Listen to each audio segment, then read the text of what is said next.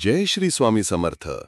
या आठवड्यात कर्क राशीच्या जातकांसाठी शनिग्रह चंद्र राशीपासून नवम भावात विराजमान असल्याने काही अडथळे व काही संधी यांचा समावेश असलेला काळ असणार आहे. आठवड्याच्या सुरुवातीला आरोग्याच्या बाबतीत काही त्रास जाणवू शकतो, मात्र आठवड्याच्या शेवटी परिस्थितीत सुधारणा होईल. विशेषतः सुरुवातीच्या काही दिवसांत आरोग्याबाबत विशेष दक्षता घ्या आणि आवश्यक ती काळजी घ्या, जेणेकरून पुढे जाऊन कुठलेही गंभीर त्रास उद्भवणार नाहीत.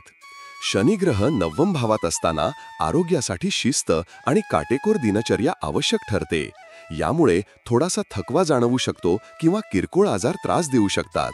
त्यामुळे स्वतःच्या आरोग्याची योग्य काळजी घेणं खूप महत्त्वाचं ठरेल. संतुलित आहार, योग्य विश्रांती आणि हलक्या फुलक्या व्यायामाचा समावेश केल्यास आरोग्यात सुधारणा होईल.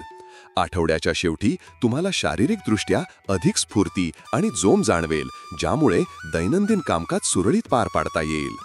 या आठवड्यात लहान स्वरूपाच्या आर्थिक व स्थावर मालमत्तेशी संबंधित व्यवहारांसाठी योग्य काळ आहे. जर तुम्ही एखादं छोटं भूखंड किंवा प्रॉपर्टी खरेदी करण्याचा विचार करत असाल किंवा किरकोळ गुंतवणूक करायची असेल तर ग्रहस्थिती त्यासाठी अनुकूल आहे. मात्र मोठ्या गुंतवणुकीच्या बाबतीत अधिक विचारपूर्वक आणि शहाणपणाने निर्णय घेणं आवश्यक आहे. अशा बाबतीत अनुभवी व्यक्ती किंवा कुटुंबातील ज्येष्ठांचा सल्ला घ्यावा. त्यांच्या अनुभवाचा आधार घेतल्यास आर्थिक स्थैर्य टिकवण्यासाठी मदत होईल. या आठवड्यात तुमच्या जीवनात एक आनंददायी क्षण येणार आहे. तुमच्या मुलाच्या पारितोषिक वितरण समारंभासाठी मिळणारं आमंत्रण हे तुमच्या कुटुंबात आनंदाची लाट घेऊन येईल.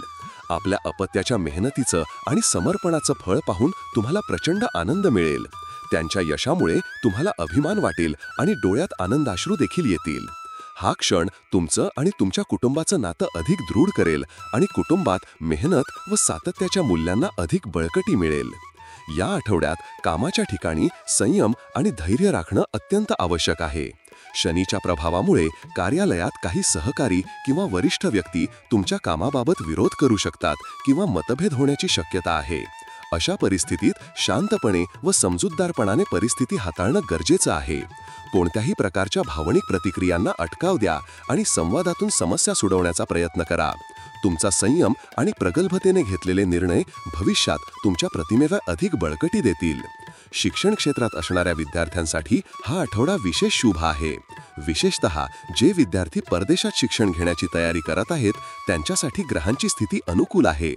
तुम्ही जर पुनर्शिक्षण किंवा एखादं नवीन कौशल्य आत्मसात करण्याचा विचार करत असाल तर यासाठी देखील ही वेळ अत्यंत फलदायी ठरेल.